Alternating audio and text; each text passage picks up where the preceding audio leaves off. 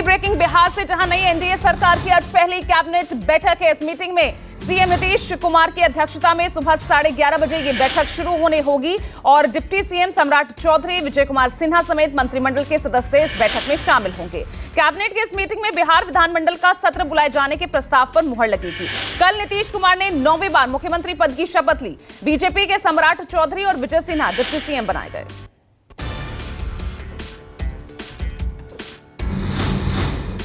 दूसरी बड़ी खबर, बिहार में मुख्यमंत्री और मंत्रियों की शपथ के बाद अब सत्ता पक्ष का पहला एक्शन भी सामने आ गया। बीजेपी ने विधानसभा स्पीकर के खिलाफ अविश्वास प्रस्ताव का नोटिस दिया है। विधानसभा स्पीकर अवध बिहारी चौधरी के खिलाफ बीजेपी के नंदकिशोर यादव ने अविश्वास प्रस्ताव का नोटिस विधानसभा सचिव को भेज दिया है। नोटिस पर जेडीयू विधायकों के हस्ताक्षर हैं। नोटिस में कहा गया है कि नई सरकार के सत्ता में आने के बाद वर्तमान अध्यक्ष अवध बिहारी चौधरी पर इस सभा का विश्वास नहीं रह गया।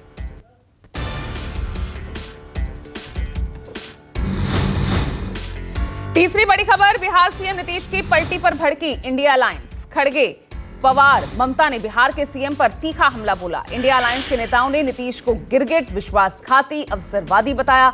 खड़गे ने नीतीश कुमार की इस हरकत को लेकर ही उन्हें आयाराम गयाराम कहा। साथ ही नीतीश की तुलना गिरगिट से की। आरजेडी ने भी नीतीश को थका हुआ नेता कहा। अखिलेश ने तंज कसते हुए कहा, भावी पीएम को बीजेपी ने फिर सीएम तक ही सीमित कर दिया।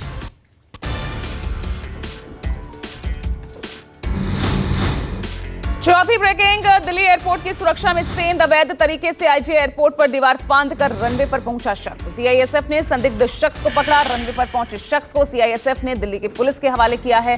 दिल्ली पुलिस पूछताछ कर रही है। जांच में पता चला है कि शख्स नशे में था। आरोपी को एयर इंडिया के एक पायलट ने रात में 11:30 बजे देखा और फौरन इत्तला दी गई। जांच में पता चला आरोपी मेवात का रहने वाला है। पुलिस ने आरोपी को कोर्ट में पेश किया।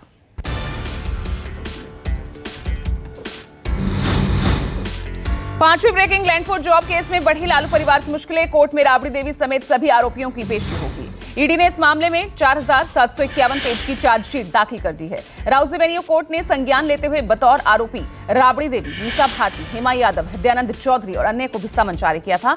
समन मनी लॉन्ड्रिंग के आरोप में दाखिल ईडी की चार्जशीट पर जारी किया गया। आपको बता दें कि कल तेजस्वी को पटना के ईडी दफ्तर में पेश होना है।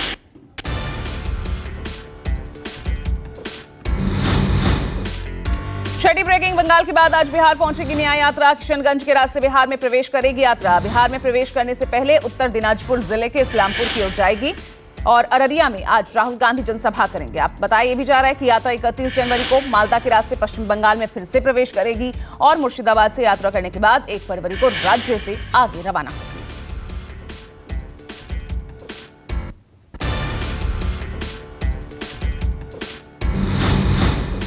सातवीं बड़ी खबर, पीएम मोदी आज छात्रों से करेंगे परीक्षा पे चर्चा।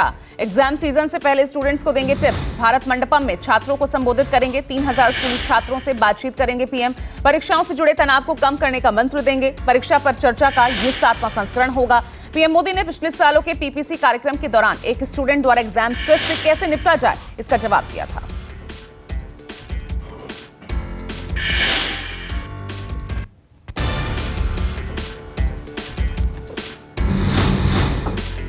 8वीं ब्रेकिंग, महाराष्ट्र से, जहां मराठा आरक्षण पर नए महाभारत के संकेत।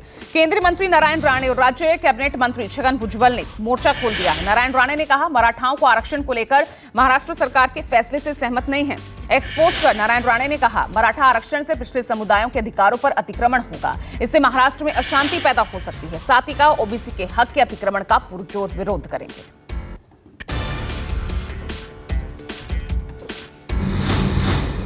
9वीं ब्रेकिंग, चंडीगढ़ नगर निगम में मेयर, सीनियर, डिप्टी मेयर और डिप्टी मेयर के लिए चुनाव 30 जनवरी को होगा। इससे पहले चंडीगढ़ प्रशासन ने 6 फरवरी को चुनाव तय कर रखे थे। आपको बता दें, आम आदमी पार्टी और कांग्रेस का गठबंधन जल्द चुनाव कराना चाहता था और इसे लेकर याचिका हाईकोर्ट में दायर की गई थी।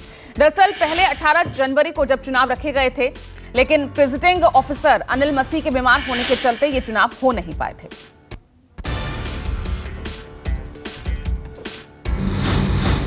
और 10वीं बड़ी खबर, मालदीव की संसद में विशेष सत्र के दौरान 2 सांसदों में झड़प हो गई।